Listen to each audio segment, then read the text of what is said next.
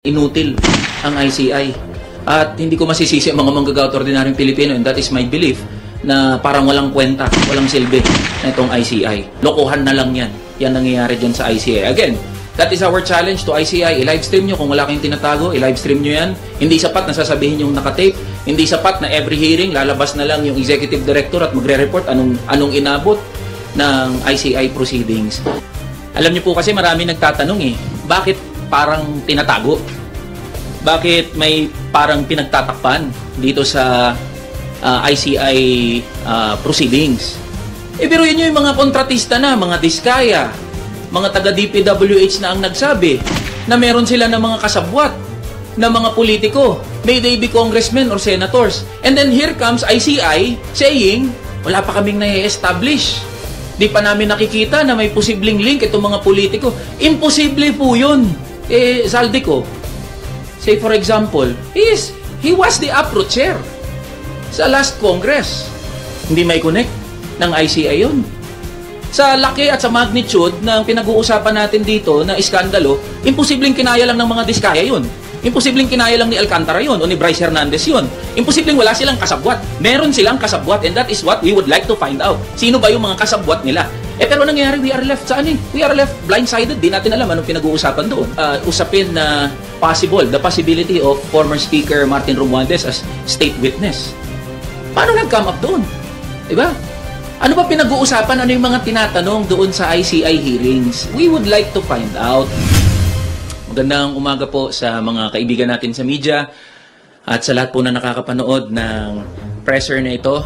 Kaninang umaga po ay nagsumite tayo ng letter, urgent appeal to the Independent Commission for Infrastructure na i-livestream yung kanilang lahat na mga proceedings na ginagawa patungkol sa anomalous and ghost na mga flood control projects.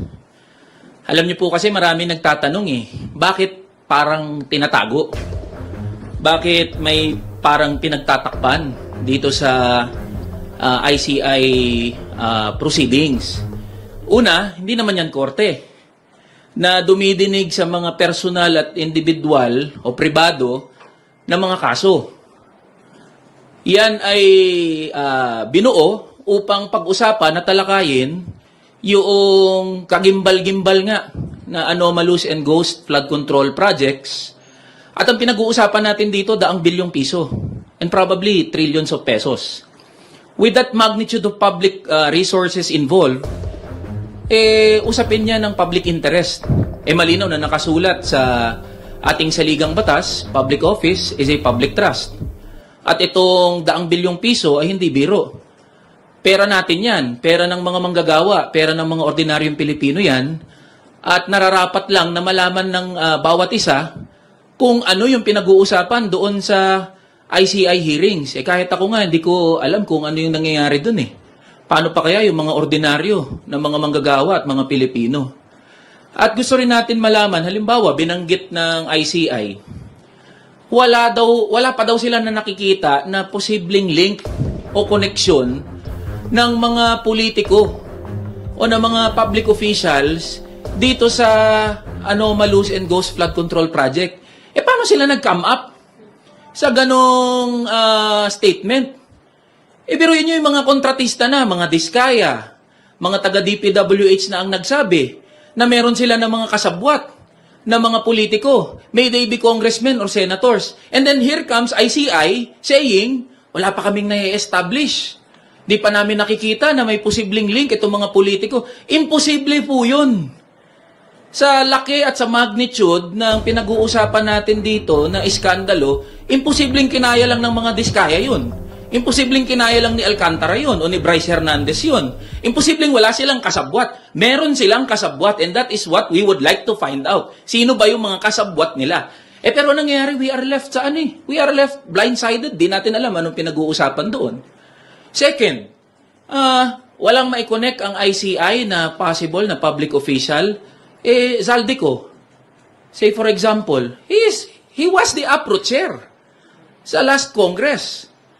Siya ang arkitekto noong pambansang budget na pinagmulan nitong mga iskandalo na pinag-uusapan natin ngayon. Hindi may connect ng ICI yun. And take note, under oath yung sinasabi ng mga kontratista at ng lahat ng sangkot dito sa Anomalous and Ghost Flood Control Project. Second, sunod dyan, halimbawa, usapin na the possibility of former Speaker Martin Romualdez as state witness. Paano nag-come up doon? Diba? Ano ba pinag-uusapan? Ano yung mga tinatanong doon sa ICI hearings? We would like to find out. Ngayon, kung mananatili ang ICI na sarado sa publiko, hindi natin masisisi ang mga Pilipino na pagdudahan at mawalan ng interes, mawalan ng tiwala sa proceedings ng Independent Commission for Infrastructure. Mali ata yung pagkaintindi ng ICI sa salitang independent. When you say independent, dapat impartial. Hindi independent na kayo-kayo lang yung nag-uusap dyan sa ICI. Dapat lahat tayo involved dyan. And that is what we would like to, we are appealing to the ICI na i-live stream nyo ho ang mga proceedings, mga hearings. Gusto naming malaman anong pinag-uusapan nyo dyan. Gustong malaman ng mga manggagawa at ordinaryong Pilipino kung papaano yung takbo ng ICI hearings. So yan yung rason kung bakit tayo pumunta kanina sa ICI. Pangalawa, nag-file tayo ngayon ng authorizing the Secretary General of the House of Representatives para doon maka-access ang publiko, interested parties, groups, or individuals doon sa Statement of Assets, Liabilities, and Net Worth. So, this is in line doon sa binanggit na rin at ginawa na rin ng Ombudsman na pagsasapubliko ng SALE ng public officials. So, to those interested parties, groups, individuals na gustong maka-access po ng SALE ng kinatawang ito, welcome po kayo na busisiin o makakuha ng copy ng aking SALN. At we urge our fellow colleagues, our colleagues in the House of Representatives, na to do the same, to authorize the Secretary General na isa publiko yung mga SALN ng ating mga kasamahan. After all, kung wala naman tinatago, sa publiko na, ipakita na sa publiko kung ano yung laman ng SALN. Dapat kasi maging kahiyahiya ang korupsyon eh. Dapat maging kahiyahiya yung usapin ng extravagant and lavish lifestyle ng mga public servants. Yun ang ano natin. Yun ang punto natin dito. So, we urge our colleagues na to do the same, to follow. May mga nauna na ng mga House members na isinapubliko ang kanilang SALN. And so, ayun. I am open for questions sa ating mga kaibigan sa media. Ako na lang po muna. Yes po. Kung dun muna sa ICI po. So, kahapon po nag-withdraw na nga daw po ng cooperation yung mga Diskaya from cooperating with the inquiry. Doesn't this hammer home the point na toothless or useless yung ICI? Kasi for one, di na nga public yung hearings. At pangalawa, kayang mag-walk away ng mga Diskaya from cooperation just like that. Yes, tama. Walang pangil, walang kapangyarihan yung ICI. Nagiging isang malaking PR na lang yan. At hindi natin masisisi yung mga tao kung tinitignan yan na parang nag-whitewash na lang. O parang may pinoproteksyonan na kaalyado ng administrasyon. Uulitin ko, sa laki nga, sa magnitude ng public resources involved, ba't wala pa napapakulong hanggang ngayon? Very consistent naman kami doon sa sinasabi namin, along with other minority members, na kung gusto talaga ng administrasyon na may mapanagot, even without the ICI, the President can mobilize the entire instrumentalities of the government. Ombudsman, NBI, lahat pakilusin niya. Ang dami nang po pwedeng tuntungan eh. Meron ng mga pronouncement under oath, yung mga kontratista, meron na ring mga publicly available documents, so we can establish a case. Ang problema hanggang ngayon, ayan pa rin, pahaba ng pahaba yung mga hearing, mas nalilito ang mga tao, ano na ang nangyayari. So, tapos sinabi pa ni Claire Castro, spoke sa Claire Castro na humihingi siya ng kahinahunan sa mga Pilipino, maging kalmado daw.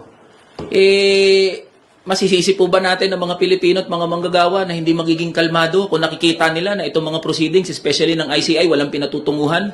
Pahaba ng pahaba yung hearing, parami ng parami yung cast of characters, and at the end of the day, walang mapapanagot. So, baka kailangan hong mag-introspect ng palasyo patungkol sa usapin na to. Ay, sir, meron po nga statement din yung kasamahan nyo sa minority na si Congressman Edgar Erice. He urged President Ferdinand R. Marcos Jr. to call a special session of Congress to swiftly pass legislation granting full investigative powers to the ICI.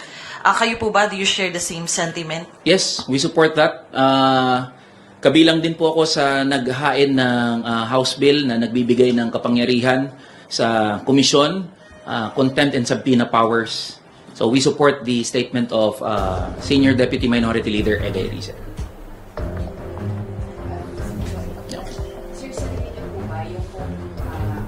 Sa tingin niyo po, yun pong pag-refuse ng mag-asawang Discayas na makipag-cooperate sa ICI, mahihikayat din yung ibang witnesses at saka yung iba pa pong mga ipapasabpina na tumanggi ring makipag-cooperate sa ICI dahil wala nga pong sapat na kapangyarihan yung ICI. Yes, tama yun.